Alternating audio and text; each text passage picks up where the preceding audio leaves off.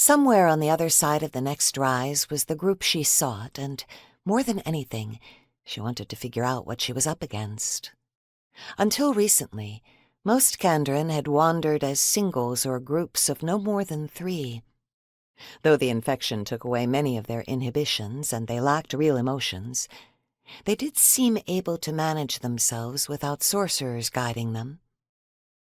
The humans didn't roam far or enter other territories, only hunting what they could easily find for sustenance. As for the dragons, they were more trouble because they had voracious appetites. There were few large game animals left in western Oklahoma and North Texas, so they had to travel to nearby territories for better food sources. They rarely made it far before a slayer or shifter found them. Rayna looked back one last time to make sure her horse stayed where she left him.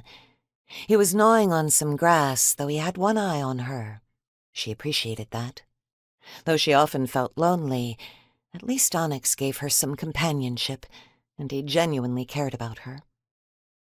She walked for about 20 minutes through the rugged terrain, following the fresh human tracks. The smell hit her first. It was a mix of body odors, feces and urine, along with rotting carcasses. Rayna's stomach turned, and she had to breathe shallowly through her mouth. Slowly, she crested a hill while crawling on her hands and knees. Just over the top, she caught her first glimpse of the camp. It was filthy with piles of trash and overflowing trenches, likely for body waste, at the outskirts. Dragons and humans, young and old, lay scattered and sleeping everywhere on the ground, with 2 large canvas tents in the middle. Those were likely for the sorcerers. A couple of openings in the ground hinted at underground burrows where more Kandran must have slept. Until now, she'd never seen how they rested during the day, since they'd kept a shield up to prevent their side from getting too close to their gathering places.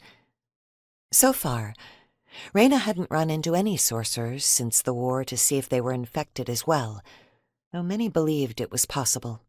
If they were infected, did the dark magic affect them differently? How did that shape their thinking and autonomy? She had so many questions that might help her form a strategy. Unfortunately, Rayna wouldn't find out today. She focused on getting a rough estimate of the enemy instead, both dragons and humans. It took her nearly 10 minutes of silently counting.